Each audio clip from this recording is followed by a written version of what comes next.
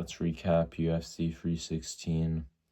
First fight on the card, we had Markel Medeiros beating Mark Choinsky. These were just leg kicks by Medeiros, and Choinsky couldn't do too much on short notice. He took the back a few times and got some takedowns, but he couldn't get too much done. We had Clone Salkild beating Yanal Ashmouz. Mainly got the grappling going. Ashmouz was getting his way on the feet in the third round, almost finished Salkild, but Salkild got tired, but the early rounds he did really well.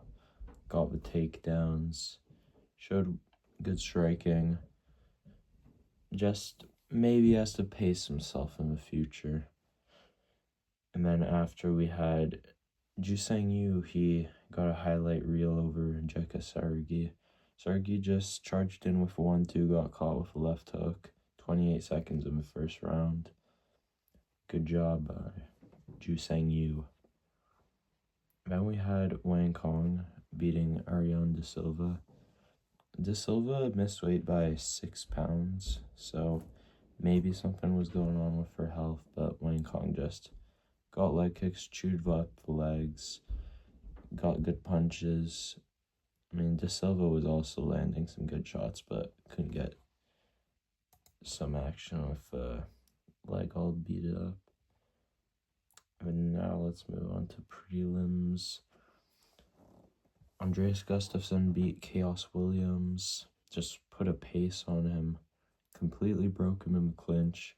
I thought Chaos Williams was eventually going to get a knockout, probably in the first round, but Gustafsson stayed on him, beat him down in the clinch, didn't slow down, and got a 10-8 in the third round on 2 of the judges' scorecards, and dominance, just pure dominance from him. Waldo Cortez Acosta beats Sergey Spivak. I was very upset with this when the decision first got announced, but now I've come to live with it. I do think Spivak won the fight first and the third round. Waldo won the second. But, he didn't do that much in the first. Didn't do all that much in the third. Just some jabs that weren't really significant, but I mean, he won the fight. I don't know how he got the decision, but he's climbing the ladder. And then we had Azamat Mirzakhanov knocking out Brinson Ribeiro. We knew this would happen, most likely, because Mirzakhanov, he's been here for a while, pretty inactive recently, but he's a proven ranked fighter, and it was a matter of time before he caught Ribeiro on the top of the head at first, with an overhand left, stepped into it, got another one, and that got the job done. Some ground and pound, bit of an awkward stoppage, but understandable. So good from Mirzakhanov. He's gonna have to get somebody above him next, for sure. And Joshua Van looked really good, and he got a finish this fight over Bruno Silva. Silva, he was looking good early. Got a nice leg kick, which immediately dropped Van, but eventually Van's boxing took over, and he was able to get the finish, staggering Bruno Silva in round 3. And tough guy, but Van was just on another level. Now let's move on to the main card. Kevin Holland wins. I didn't pick him to win. I don't really pick Kevin Holland too much, or at all, but he got the job done over Vicente Luque by Darce in the second round. In the first, he won the first round, actually. Got a nice elbow, some good punches. Luque he dived for a single leg, and then got hit by 10 punches or more, but yeah. Then Holland, eventually, he catches a kick of Luque, pushes him to the ground, and gets Darce Anaconda. So Kevin Holland is on a win streak. Then we had Mario Batista beating Patchy Mix. Patchy Mix did not look very good this fight. I mean, it's a bit tough for him. He just lacked head movement, just couldn't really get much going for him. A round was given to him by 2 of the judges. The 3rd round, I don't see how, but Mario Batista, he was just getting his combinations. He was bringing the fight, and I know he isn't known for this with the Aldo performance, but Mario Batista can grit down, so he imposed his will, got the job done over Patch Mix. And then we had Joe Pyfer versus Kelvin Gastelum. So, honestly, this was closer than I would have liked for Joe Pyfer. If he's going to go in the rankings, probably needs to take one more before he goes in the rankings. But, he was powerful early on, dropped Kelvin about 2 times, and I thought the fight was going to end. I thought Joe Pyfer was going to submit Kelvin Gastelum. That was my prediction, but Gastelum, he got up, and 2nd and 3rd round, they were a lot closer.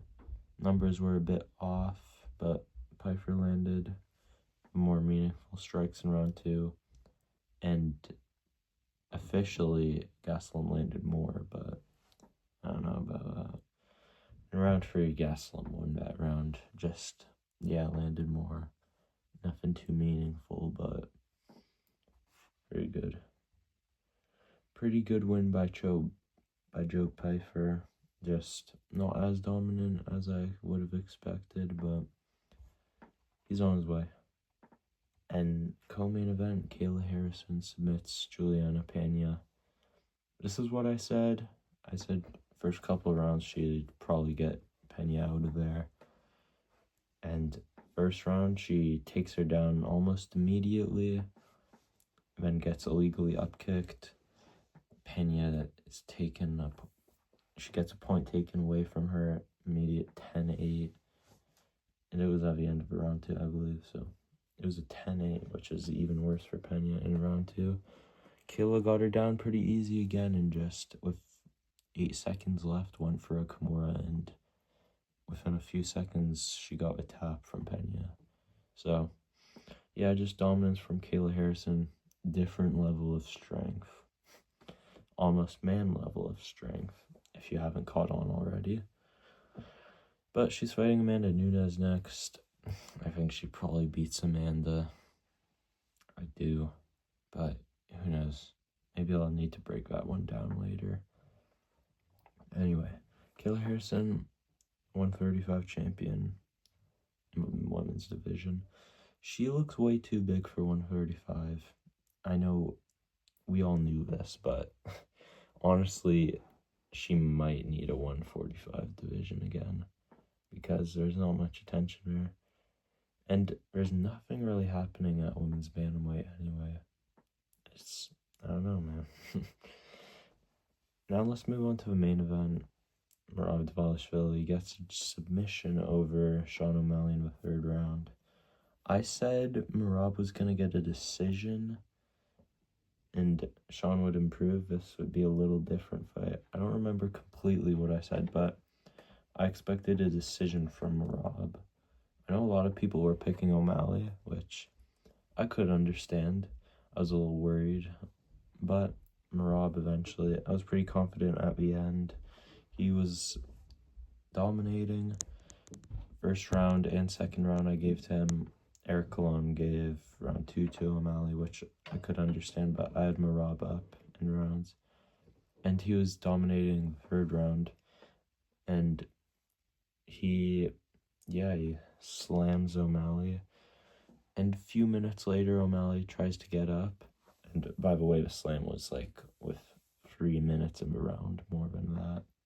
I think a minute into the round, he took down O'Malley and held him there until there was about a minute left, where Sean got to the cage, was working his way up, and got in the choke, which originally Merab isn't really known for being a submission threat, kind of just to hold position with the choke, but he actually locked it up.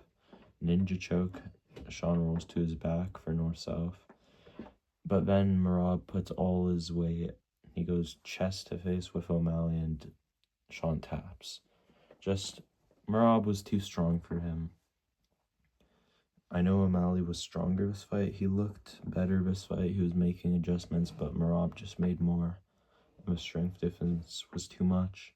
So next he's got Corey Sandhagen, which I think he wins that fight. He's definitely going to be favored to go into that fight. I think Corey brings some new things to the table, like the leg locks. But if Merab can develop a back-taking game, maybe rear naked choke, then I'd say he's pretty set, and his striking looked way better this fight as well. And O'Malley, yeah, he's gonna have to fight somebody else, go down in the rankings, maybe a Rob Font or something. Who knows what they'll do next for him? Probably a big fight with a lot of attention, because he is a star still. But anyway, that was the whole card. I went, I think 9-2 on the card. I'm pretty sure I went 9-2 on the card. But thanks for watching, and I'll catch you in the next one.